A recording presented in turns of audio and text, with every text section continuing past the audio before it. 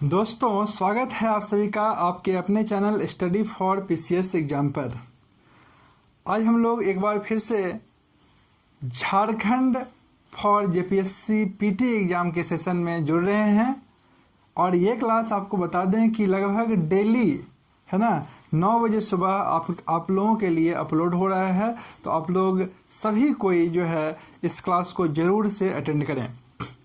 दोस्तों, आज हम लोग झारखंड के इतिहास जिससे आपके जेपीएससी पीटी एग्जाम में 8 क्वेश्चन आएगा, उसका 3rd सेक्शन डिस्कस करने जा रहे हैं।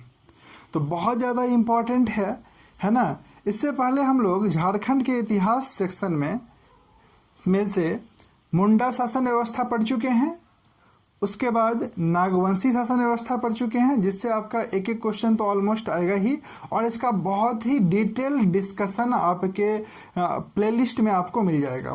क्योंकि मुंडा शासन व्यवस्था में हम लोग जो है सो मुंडा जनजाति के बारे में ही पढ़े हैं, मुंडा शासन व्यवस्था के बारे में ही पढ़े हैं, मुंडा जनजाति की जो सामाजिक व्यवस्था है, अर्थव्यवस्था है, धार्मिक व्यवस्था है ना, सब के बारे में बहुत डिटेल्ड में आपको वीडियो में मिल जाएगा। और ये इतना अच्छा कंटेंट है कि अगर आप 5 से 6 बुक को सर्च कीजिएगा उसके बाद जो है सो ये कंटेंट आपको मिल पाएगा। तो अगर आप नहीं देखे हैं तो जरूर वो सब वीडियो को देखें, क्योंकि जेपीएससी पीटी एग्जाम में एटलीस्ट आपको ऊपर तो क्वेश्चन नहीं पूछेगा, बहुत सा क्वेश्चन बहुत डेप्थ रहता है जो आप डिटेल में पढ़िएगा तभी आप कर पाइएगा। और नागवंशी शासन व्यवस्था की अगर बात करें तो उसमें भी आप नागवंश के बारे में भी डिटेल में आपको मिलेगा, है ना। अलग से नागवंशी शासन व्यवस्था की पृष्ठभूमि क्या है उसके बारे में पढ़िए, है ना। फिर नागवंशी शासन व्यवस्था पढ़िए तो बहुत ही अच्छे तरीके से समझ में आएगा और आप आसानी से कर पाइएगा। आज हम लोग डिस्कस करने जा रहे हैं परहा पंचायत व्यवस्था, जिससे आपके जेपीएससी पीटी एग्जाम में एक क्वेश्चन जो है सिलेबस के अकॉर्डिंग आएगा, है ना। बहुत ज़्यादा इंपॉर्टेंट है, बहुत ही ईजी और आसान भाषा में इसको समझाएंगे। आई होप कि आपको बहुत ही अच्छा लगेगा। कंटेंट बहुत ही इंटरेस्टिंग, मज़ेदार और यूनिक है ना, जो कि आप अच्छे बुक को अगर पढ़िएगा ना, या फिर कोई भी ऑब्जेक्टिव बुक सब जो आप सॉल्व करते हैं, तो आप इसके बाद जो है ना इस क्लास के बाद आप उस ऑब्जेक्टिव क्वेश्चंस को लगाइएगा, आपसे हर एक क्वेश्चन सॉल्व होगा। ठीक है, तो चलिए स्टार्ट करते हैं। परहा पंचायत शासन व्यवस्था है ना आज का टॉपिक है।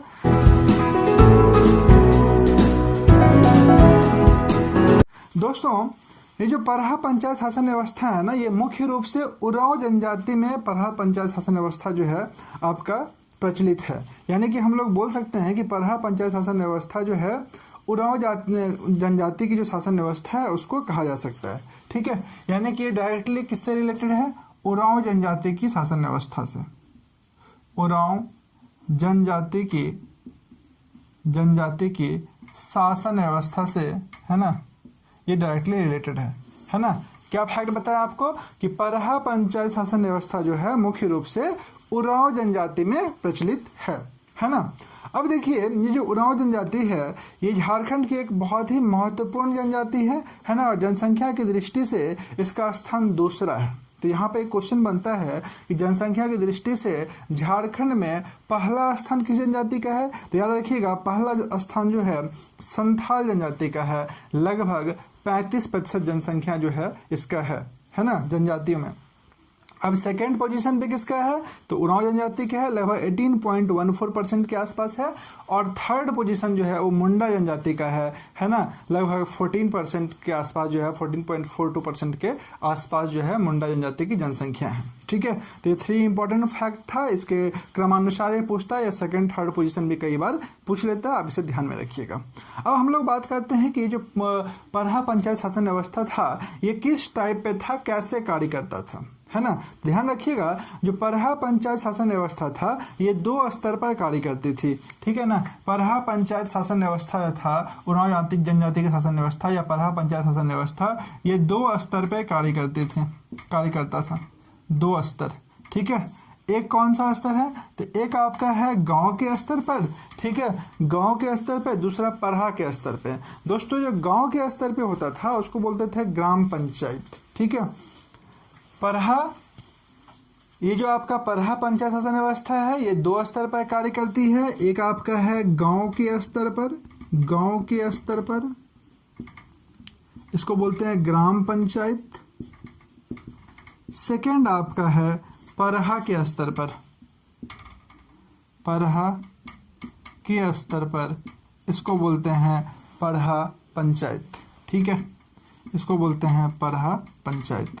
तो बहुत ही सिंपल और आसान भाषा में समझा रहे हैं, आप बहुत ही इजी वे में समझ भी जाइएगा। ठीक है, अब सवाल ये है कि जो गांव के स्तर पे जो है आपका ग्राम पंचायत, ठीक है, इसका शासन व्यवस्था कैसे चलता था? इसका शासन व्यवस्था में जो है ग्राम स्तर का जो शासन व्यवस्था था, इसमें किसका जो है महत्वपूर्ण भूमिका कौन कौन निभाता था, है ना, मेन रोल कौन कौन प्ले करता था? तो दोस्तों, जो गांव की पंचायत जो परहा शासन व्यवस्था है, इसमें जो है जो ग्राम पंचायत की जो है शासन व्यवस्था में महतो, पाहन एवं भंडारी, है ना, ये मुख्य भूमिका निभाते थे, है ना।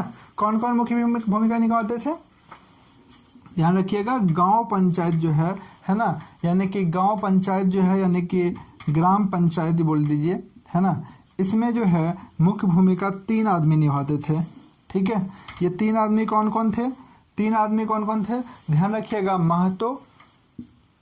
महतो, सेकंड थे आपका पाहन, और थर्ड कौन थे? थर्ड कौन थे? भंडारी, है ना, भंडारी। यहीं पे कहीं कहीं मांझी भी आपको लिखा हुआ मिलेगा, दोनों का काम सेम था, है ना, भंडारी और मांझी। दोस्तों, अब सवाल ये है कि जो महतो, पाहन और भंडारी या मांझी, है ना, ये जो है गांव की शासन व्यवस्था में किस प्रकार भूमिका अदा करते थे, है ना, इनका कार्य क्या था, इनका रोल क्या था? जब आप इस पे बात कीजिएगा तो सबसे पहले हम लोग बात करते हैं महतो का, है ना। तो गांव पंचायत के जो प्रधान होते थे ना, उनको महतो कहा जाता था। गांव पंचायत के प्रधान यानी कि एक तरह समझ लीजिए मुखिया टाइप का, है ना। तो गांव पंचायत के जो प्रधान होते हैं उनको क्या बोला जाता है? महतो बोला जाता है ना। ये कौन होते हैं? तो प्रधान होते हैं। ठीक है, ठीक है, इनको मुखिया बोला जाता है। और ये पद जो होता है ना, ये वंशानुगत एवं ज्येष्ठता के आधार पर, है ना, आधारित है, यानी कि ज्येष्ठता के सिद्धांत पे वंशानुगत होता है। ठीक है, अब देखिए, महतो को जो है ना, उनके कार्य के बदले में जो है खेत दिया जाता है, कुछ न कुछ तो मिलेगा, सैलरी तो मिलता नहीं है, तो उनको क्या मिलता है? महतो को उनके कार्य के एवज में खेत दिया जाता है, जिनको महतवयी खेत कहा जाता है। कौन सा खेत कहा जाता है? महतवयी, यहाँ ये महतवयी खेत बोला जाता है। ठीक है, बहुत इंपॉर्टेंट फैक्ट है, यही सब ऑब्जेक्टिव बनेगा आपका, है ना, यही सब चीज़ को आपको ध्यान रखना है। यानी कि महतो के पास जो है ना, ग्रामीण अर्थव्यवस्था की यानी कि ग्राम पंचायत की यानी कि गांव की पंचायत की प्रशासनिक एवं न्यायिक दोनों प्रकार का अधिकार होता था, यानी कि और होता है। ठीक है, तो इस पॉइंट का ध्यान रखिएगा। महतो रिलेटेड कुछ इंपॉर्टेंट पॉइंट बताएं आपको। क्या बताएं कि उरांव शासन व्यवस्था में यानी कि परहा शासन व्यवस्था में गांव पंचायत के प्रधान यानी कि प्रमुख कौन होते हैं? अगर पूछेगा तो बताइएगा महतो होता है ना। और महतो का पद क्या होता है? वंशानुगत होता है और ज्येष्ठता के आधार पर, है ना, या ज्येष्ठता के सिद्धांत पर उन लोगों का चयन किया जाता है। ठीक है, महतो को उनके कार्य के एवज में, है ना, खेत दिया जाता है और उस खेत को क्या बोलते हैं? महतवयी खेत, महतवयी खेत। ठीक है, महतवयी खेत बोलते हैं, महतवयी खेत बोलते हैं। ठीक है, और इसके अलावा एक और पॉइंट बताएं, अगर आपसे पूछेगा कि उरांव शासन व्यवस्था में यानी कि परहा शासन व्यवस्था में, ठीक है, प्रशासनिक एवं न्यायिक दोनों प्रकार के अधिकार ग्राम स्तर पे यानी कि गांव के स्तर पे किसके पास होता है? तो याद रखिएगा महतो के पास होता है। महतो आपका राइट आंसर होगा। ये कुछ इंपॉर्टेंट फैक्ट हम लोग डिस्कस कर लिए। अब आते हैं हम लोग पाहन के बारे में, है ना। अब ये जो पाहन होते हैं ये कौन होते हैं? तो दोस्तों, अगर सिंपल भाषा में कहें तो पाहन जो होते हैं ना, वो गांव के पुजारी होते हैं। पाहन कौन होते हैं? गांव के पुजारी होते हैं। ठीक है, और यानी कि जितने भी धार्मिक कार्य या धार्मिक अनुष्ठान से संबंधित कार्य होते हैं वो उसका संपादन कौन करेंगे? पाहन करेंगे। ठीक है, कोई दिक्कत नहीं है।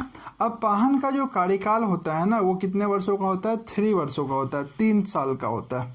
पाहन का कार्यकाल 3 साल का होता है। ध्यान रखिएगा, एकदम टू द पॉइंट। यही सब क्वेश्चन आपके ऑब्जेक्टिव फॉर्म में भी पूछा जाएगा, आपके एग्जाम में भी आएगा, है ना। तो एकदम इस सब पॉइंट को एकदम नोट डाउन कर लीजिए और नोट्स तो एटलीस्ट बनाइए जरूर, क्योंकि जब भी आप पढ़ते हैं ना तो नोट्स बनाना बहुत ज़्यादा ज़रूरी होता है ना। और इतना अच्छा कंटेंट आपको प्रोवाइड कर रहे हैं कि आप हम मान के चल रहे हैं और आप उम्मीद भी कर सकते हैं कि इससे आपका एग्जाम में क्वेश्चन जरूर आएगा। ठीक है, तो अब देखिए कि ये जो पाहन होता है ना, इसका कार्यकाल बताएं 3 वर्षों का होता है। ठीक है, और इनके कार्यकाल के समाप्ति के बाद सरहुल के दिन, ध्यान रखिएगा, सरहुल एक बहुत ही महत्वपूर्ण त्यौहार है, तो सरहुल के दिन नए पाहन को चुना जाता है। ठीक है, तो आपसे पूछेगा कि नए पाहन का चुनाव किस दिन होता है, किसके बाद होता है। ध्यान रखिएगा, सरहुल के दिन जो है नए पाहन का चुनाव होता है। ठीक है, और पाहन को जो है ना, पाहन जिस कुल का होता है, पाहन जिस कुल का होता है उस कुल को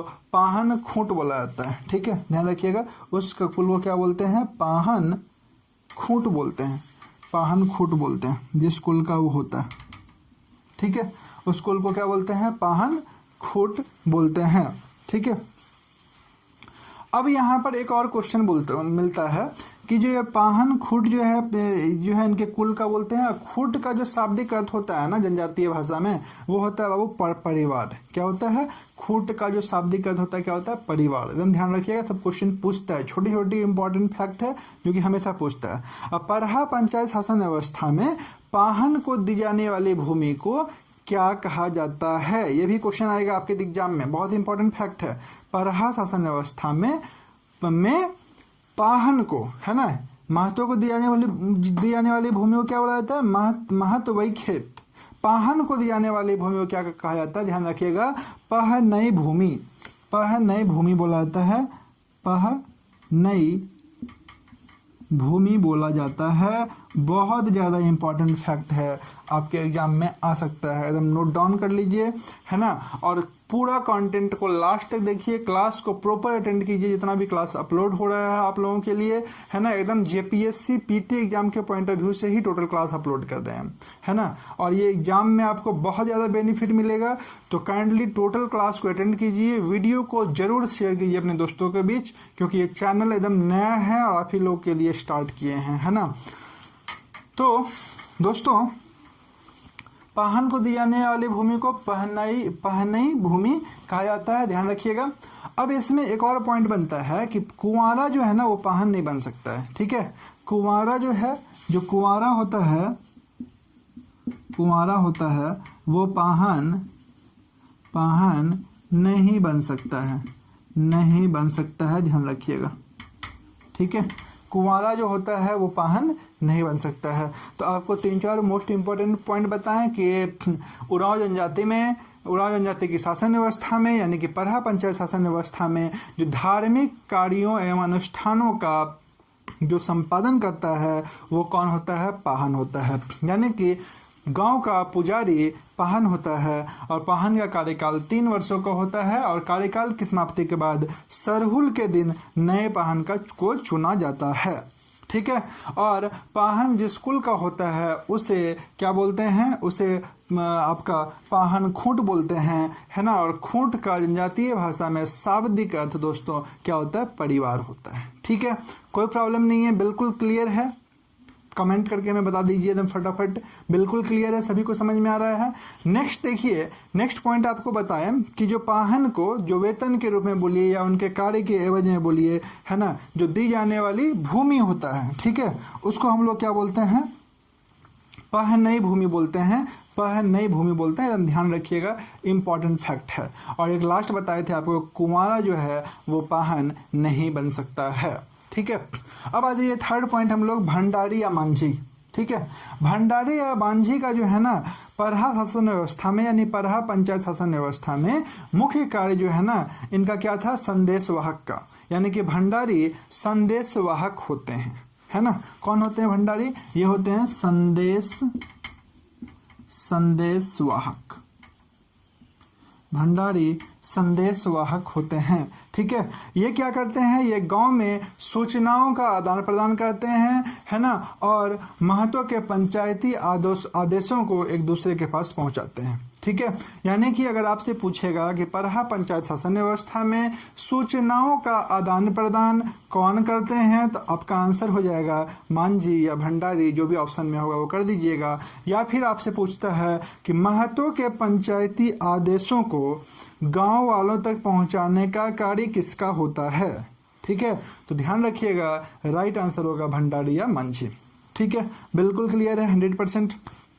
नेक्स्ट पॉइंट पे आते हैं कि भंडारी जो अब कार्य करता है तो उनको भी तो कुछ मिलेगा, है ना। उनको क्या मिलता है, तो भंडारी को मिले खेत को, उनको जो अब उनके कार्य के एवज में जो खेत दिया जाता है उनको बोला जाता है भंडारगिरी खेत, ठीक है। बिल्कुल क्लियर, गिरी खेत बोला जाता है, भंडारगिरी खेत बोला जाता है, ठीक है। एकदम बहुत ही अच्छा इंफॉर्मेशन है, कंटेंट बहुत ही बढ़िया है ना। एकदम ध्यान रखिएगा, भंडारी को जो उनके कार्य के एवज में जो खेत दे दिया जाता है उसको क्या बोलते हैं दोस्तों, भंडारगिरी खेत, ठीक है। बिल्कुल क्लियर है। आज का जो क्लास है ना ये टू द पॉइंट क्लास है परहा शासन व्यवस्था पे। आज हम लोग जो है ना उरांव जनजाति के बारे में बिल्कुल डिस्कशन नहीं किए हैं, है ना। जो कि उरांव जनजाति का जो सामाजिक व्यवस्था है, आर्थिक स्थिति, धार्मिक स्थिति, है ना, से भी बहुत सारा क्वेश्चन बनता है, प्लस जो बेसिक फैक्ट्स है उससे भी क्वेश्चन बनता है। तो उसका भी जो क्लास है वो जल्द ही अपलोड होगा, है ना। आप लोग चैनल से जुड़े रहिए और प्रॉपर जो है क्लास को अटेंड कीजिए लगातार, है ना। 9 बजे जो है आपके लिए मॉर्निंग में क्लास अपलोड होता है, ठीक है। तो और दोस्तों वीडियो को ना शेयर जरूर से कीजिए, क्योंकि ये हमारा एकदम बिल्कुल न्यू चैनल है और नए स्टूडेंट्स जो है इससे ज़्यादा से ज़्यादा जुड़े, सभी को बेनिफिट हो, इसी उद्देश्य से ये स्टार्ट किया गया है। तो आप वीडियो को शेयर जरूर कर दीजिए, है ना, और लाइक जो है बनता ही है ना। अब आइए बात करते हैं कि पाहन जो है ना गांव को बनाता है, पाहन गांव को बनाता है एवं महतो गांव को चलाता है। ऐसा इसलिए बोला जाता है कि पाहन सभी धार्मिक कार्यों का अनुष्ठान करता है ना। और महतो का क्या काम होता है, प्रशासनिक एवं न्यायिक दोनों प्रकार का अधिकार उन्हीं के पास होता है, वो काम करते हैं, ठीक है। तो बोला जाता है पाहन गांव को बनाता है तथा महतो गांव को चलाता है, बट फिर भी इनको कर लगाने, वसूलने या कोई वित्तीय अधिकार नहीं है। ये बहुत बड़ा इंपॉर्टेंट फैक्ट है, देखिए, है ना। शासन व्यवस्था में जो है किसी का भी अधिपति नहीं होना चाहिए, है ना, नहीं तो राजत्व का भूमिका जाता है, लोकतंत्र टाइप का नहीं रहता है। तो यहाँ पर देखिए क्या चीज़ है, शासन व्यवस्था तो है ना, लेकिन एक तरफा नहीं है, मतलब किसी एक का अधिपति नहीं है। यहाँ पर क्या बोल रहा है कि ये जो परहा पंचायत शासन व्यवस्था था इसमें महतो जो है आपका पूरा प्रशासनिक कार्य देखता है, न्यायिक कार्य भी देखते हैं, है ना, और आपका जो है पाहन जो है पूरा धार्मिक कार्य देखते हैं, है ना, पूजा का कार्य भी वही करते हैं। तो अब देखिए कि यहाँ पर फिर भी इतना होने के बाद भी, इतना अधिकार होने के बाद भी इनको कर लगाने, कर वसूलने या फिर कोई वित्तीय अधिकार नहीं दिया गया है। ये सारे अधिकार फिर किसको दिया गया है, किसके पास है, कौन डिसीजन लेता है ना। तो ये सारे अधिकार पंचायत और पंचों में सन्निहित है, ठीक है। पंचायत और पंच लोग ये सारे अधिकार उन्हीं में सन्निहित है, यानी कि आप बोल सकते हैं कि उनके डिसीजन पर ही ये अधिकार लिया जाता है ना। और उनका जो स्वीकृति होता है, सहमति होता है, इसी के द्वारा पाहन और महतो कुछ भी करते हैं। यानी कि कोई भी किसी भी प्रकार का कर लगाना है आपको, किसी भी प्रकार का जो है आपको वित्तीय अधिकार से संबंधित जो है ना, मान लीजिए आप वित्तीय रूप से कुछ भी आप नया रूल्स ला रहे हैं तो आपको सबसे पहले किससे स्वीकृति लेना पड़ेगा, तो पंचायत के पंचों से, ठीक है। खास करके वरिष्ठ पंच जो भी होंगे, है ना, तो उनसे आपको डिस्कशन करना पड़ेगा, उन्हीं के सहमति के बाद, ठीक है ना, किसी प्रकार का आप कर लगा सकते हैं, वसूल सकते हैं। ये बहुत ज़्यादा इंपॉर्टेंट फैक्ट था। तो ये था दोस्तों गांव पंचायत, यानी कि परहा पंचायत शासन व्यवस्था में जो गांव का शासन व्यवस्था है उसको हम लोग देख लिए। अब हम लोग बात करते हैं कि परहा पंचायत, यानी कि परहा के स्तर पर जो पंचायत है ना, उसको हम लोग बोलते हैं परहा पंचायत। और परहा पंचायत एक्चुअल में होता क्या है, जब हम लोग इस पर बात कीजिएगा तो ध्यान रखिएगा, परहा पंचायत या फिर परहा का गठन 7, 12, 21 या फिर 22 गाँव को मिला करके होता है। परहा का जो गठन होता है ना, परहा का गठन, परहा का गठन, ठीक है, परहा का जो गठन होता है ये 7, 12, ठीक है। एकदम ध्यान रखिएगा, बहुत ज़्यादा इंपॉर्टेंट पॉइंट है। 7, 12, 21 या फिर 22 गांव को मिला करके होता है, गांव को मिला करके होता है, मिला करके होता है, ठीक है। तो अब देखिए इसका भी कोई हेड होता होगा, ठीक है। तो जो परहा पंचायत का जो हेड होता है ना, यानी कि मुखिया होता है, उसको परहा राजा कहलाता है। परहा पंचायत का हेड यानी कि मुखिया वो क्या बोलते हैं, परहा राजा। परहा राजा का ही परहा राजा ही जो है परहा पंचायत की शासन व्यवस्था में मुख्य भूमिका अदा करता है, यानी कि मुख्य भूमिका निभाता है ना। यानी कि आपसे अगर पूछेगा कि परहा पंचायत का प्रधान कौन होता है, ध्यान रखिएगा परहा राजा होता है। अब जो है परहा पंचायत की जो शासन व्यवस्था है इसको चलाने के लिए भी, परहा पंचायत की जो शासन व्यवस्था है इसको चलाने के लिए भी जो है तो कुछ महत्वपूर्ण आदमी का जरूरत पड़ेगा, कुछ इंपॉर्टेंट पोस्ट होगा, क्योंकि कोई भी जो है शासन व्यवस्था जो है एडमिनिस्ट्रेशन चलेगा तो उसके लिए तो कुछ आदमी चाहिए ना जो उसके नीचे काम करेगा। तो परहा पंचायत की शासन व्यवस्था में परहा राजा, दीवान और मंत्री ये मुख्य भूमिका निभाते हैं। कौन कौन मुख्य भूमिका निभाते हैं, ध्यान रखिएगा, परहा राजा, दीवान और मंत्री, ये तीनों जो है मेन रोल प्ले करते हैं, मुख्य भूमिका निभाते हैं। तथा कोटवार और पैनभरा, कोटवार और पैनभरा ये सहायक भूमिका निभाते हैं, ठीक है। कोटवार और पैनभरा, कोटवार और पैनभरा है ना, याद रखिएगा, पैनभरा, इनका रोल जो होता है ये सहायक होता है, ठीक है। अब सवाल ये है कि ये मतलब इन लोगों का काम क्या है, कार्य क्या है। अगर इसमें इनके कार्य पे बात करें तो परहा राजा जो होते हैं ना, परहा के प्रधान होते हैं, कोई प्रॉब्लम नहीं है। परहा राजा कौन होते हैं, परहा के प्रधान होते हैं। सभी काम इन्हीं के निर्देशन में होता है, इन्हीं के आदेश पे होता है, ठीक है। अब परहा दीवान कौन होते हैं, ठीक है। सेकंड आपका कौन हो गया, परहा दीवान। परहा दीवान जो होते हैं ना दोस्तों, ये परहा राजा के सहायक होते हैं। परहा राजा कौन होते हैं, सहायक होते हैं, इनके कार्य में मदद करते हैं, ठीक है। थर्ड पॉइंट आपका आ गया मंत्री, ठीक है। मंत्री का कार्य आप लोग जानते ही हैं, मंत्री जो हैं परहा राजा के सलाहकार भी होते हैं तथा उनके आदेश को तामील भी करवाते हैं। कोई भी आदेश दिए तो उसको तामील करवाते हैं पुलिस के थ्रू, है ना, या फिर जो भी उनके नीचे होता है उनके थ्रू उस आदेश को फॉलो करवाते हैं, ठीक है। तो परहा राजा जो है आप समझ गए, परहा के प्रधान होते हैं।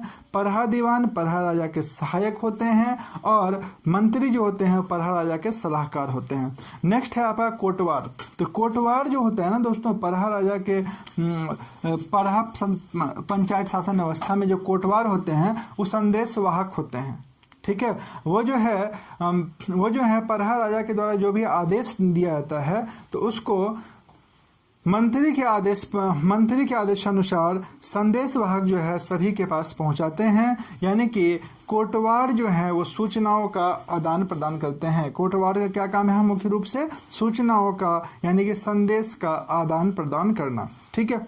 और लास्ट है आपका पैनभरा। दोस्तों ये जो पैनभरा है ना, इसका क्या काम है, तो इसका काम है बैठक के लिए खान पान का व्यवस्था करना। यानी कि पैनभरा जो होते हैं वो इस शासन व्यवस्था में पैनभरा का मुख्य रोल क्या होता है दोस्तों, बैठक के लिए कोई भी जो बैठक होगा, है ना, परहा पंचायत का जो बैठक होगा, ठीक है, तो इस बैठक में खान पान का व्यवस्थापक होता है, उसको पैनभरा बोला जाता है ना। तो हम लोग अभी डिस्कस कर लिए परहा पंचायत के बारे में, जिनमें मुख्य रोल होता है आपका परहा राजा, परहा दीवान और मंत्री का, और सहायक भूमिका कौन निभाते हैं इस शासन व्यवस्था को चलाने में, तो कोटवार और पैनभरा। अब आइए देखते हैं हम लोग परहा पंचायत शासन व्यवस्था से संबंधित कुछ और महत्वपूर्ण तथ्य जो आपके एग्जाम के पॉइंट ऑफ व्यू से मोस्ट इंपॉर्टेंट होगा, है ना। तो दोस्तों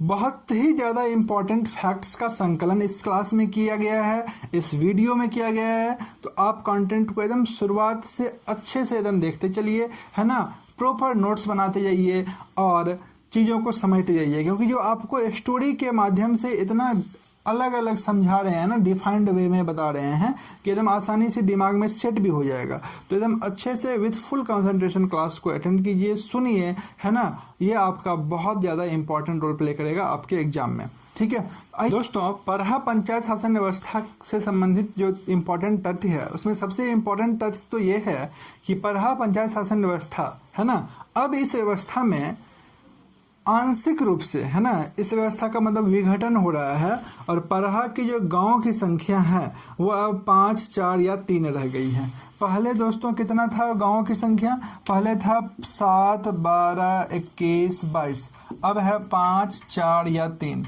है ना। यानी कि इस व्यवस्था का विघटन किया गया है, विघटन हो रहा है। तो विघटन तो होगा ही, क्योंकि अब सरकारी तंत्र जो है सो इन्वॉल्व हो गया है, ठीक है। सरकारी तंत्र इन्वॉल्व हो गया है, यानी कि अब जो है सो सरकारी पंचायत जो है ना गांव में दस्तक दे दिया है, ठीक है। तो अब जो है सो चुनाव आयोग के निर्देशानुसार जो है आपका जो है सो आपका पंचायत चुनाव होता है, कई जगह मुखिया बनते हैं, वार्ड मेंबर चुने जाते हैं। यानी कि अब जो है एडमिनिस्ट्रेशन का जो सिस्टम है ना, शासन प्रणाली जो है उसमें काफ़ी चेंज हुआ है, ठीक है।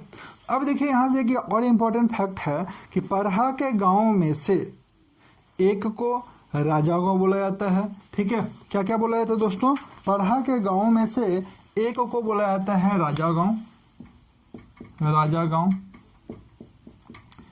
दूसरे को बोला जाता है, एक को राजा गांव, दूसरे को बोला जाता है दीवान गांव,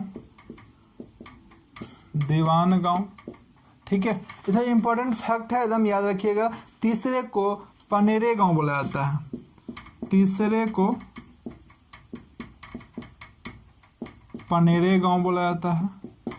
चौथे को कोटवाड़ गांव बोला जाता है, कोटवाड़ गांव बोला जाता है ना। और शेष गांव को प्रजा गांव बोला जाता है। शेष गांव को क्या बोला जाता है? शेष गांव को प्रजा गांव बोला जाता है, प्रजा गांव, ठीक है।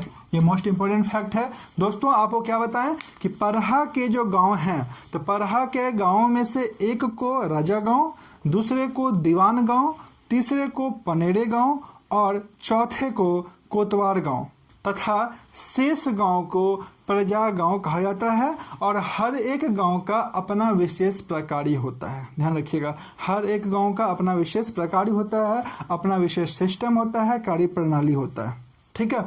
अगर मान लीजिए कि एक गांव का दूसरे गांव के साथ हुए कुछ विवाद हुआ, ठीक है, तो इस विवाद का जो निपटारा होगा ना वो परहा में ही होता है, ठीक है। गांव गांव का जो विवाद होगा वो कहाँ उसका निपटारा होगा? परहा में ही होगा।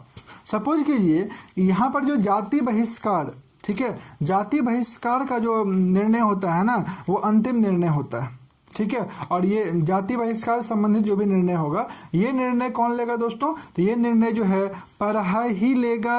और जाति बहिष्कार का अंतिम निर्णय मतलब कौन लेगा? परहा लेगा, ठीक है। और मान लीजिए किसी को जाति बहिष्कार दे दिए कि भाई आपको जाति से बहिष्कृत कर दिया गया है, तो उसको वापस जो है उसी समाज में कौन आने का आदेश देगा? यानी कि पुनर्प्रवेश का अनुमति कौन देगा? ध्यान रखिएगा, पुनर्प्रवेश का अनुमति भी जो है वो परहा ही देगा, ठीक है। यानी कि परहा पंचायत से परहा राजा का जो आदेश होगा उसी के अनुसार उनको जाति से बहिष्कृत भी किया जा सकता है और जाति में, है ना, पुनः उसी समाज में पुनर्प्रवेश का अनुमति भी उनको मिलेगा, ठीक है। इसका मतलब ये हुआ दोस्तों कि परहा पंचायत जो है ना ये एक अपीलीय न्यायालय की तरह होता है, ठीक है। कैसा होता है कि अपीलीय न्यायालय की तरह, ठीक है। और गांव के पंचायत का, सपोज कीजिए जो गांव पंचायत है हमारा, ये गांव पंचायत है जिसमें महत्व प्रशासनिक और न्यायिक संबंधित डिसीजन लेते हैं। सपोज कीजिए कि इनका डिसीजन को किसी को मान्य नहीं है, इनका डिसीजन मंजूर नहीं है, इनका डिसीजन लग रहा है कि सही नहीं है, तो इसके बाद कहाँ पर जाएंगे, है ना, उरांव जनजाति के लोग जो है न्याय के लिए कहाँ पे जाएंगे? ग्राम पंचायत के बाद। ठीक है, तो ध्यान रखिएगा, जो गांव के पंचायत का निर्णय से यदि कोई भी असंतुष्ट होता है, ठीक है, तो वह परहा पंचायत में अपील कर सकता है ना। यानी ग्राम पंचायत का निर्णय से अगर आप असंतुष्ट हैं, नहीं आप मान रहे हैं, आपको लग रहा है भेदभाव हुआ है, तो आप इसका अपील कहाँ कर सकते हैं? परहा पंचायत में कर सकते हैं, है ना। अब देखिए अभी प्रेजेंट सिचुएशन क्या है। तो दोस्तों अब उरांव के गांव में जो है ना सरकारी पंचायत बन चुकी है और इनमें राजनीतिक चेतना का विकास हो चुका है। समझ गए ना, जैसा कि आपको बोले कि हर एक गांव में अब मुखिया, वार्ड मेंबर, है ना, ग्राम पंचायत, यानी कि अब जो है आधुनिक एडमिनिस्ट्रेटिव सिस्टम के अकॉर्डिंग चल रहा है, प्रॉपर चुनाव होता है। तो इस टाइप का सिस्टम सब जो है मैक्सिमम प्लेस पे जनरेट हो रहा है ना। तो जो परहा पंचायत शासन व्यवस्था है ना, ये धीरे धीरे जो है मतलब अब देख ही रहे हैं कि पहले 7, 12, 21 गांव का होता था, अभी 5, 4, 3 हो रहा है, यानी कि धीरे धीरे इसका भी फॉर्म चेंज हो रहा है। ठीक है, तो दोस्तों आज हम लोग डिस्कस किए मोस्ट इंपॉर्टेंट परहा पंचायत शासन व्यवस्था, जिससे आपके जेपीएससी एग्जाम में आई होप कि एक क्वेश्चन तो जरूर ही आएगा। ठीक है, अब नेक्स्ट क्लास जो है हम लोग इससे आगे डिस्कस करेंगे जो कि आपके एग्जाम में है, जैसे कि मुंडा मान की शासन व्यवस्था, डिस्कस करते ही आ रहे हैं। और साथ में कुछ इंपॉर्टेंट, जैसे कि लास्ट क्लास आपका ढाल विद्रोह पर डिस्कशन हुआ था, तो बहुत ही डिटेल्ड में और अच्छे तरीके से डिस्कशन हो रहा है, साथ में पृष्ठभूमि के साथ कि क्यों हुआ था, कैसे हुआ था, क्या कारण था, और साथ में कुछ इन ऑब्जेक्टिव क्वेश्चंस को भी हम लोग डिस्कस कर रहे हैं। तो हमारे साथ जुड़े रहिए, है ना।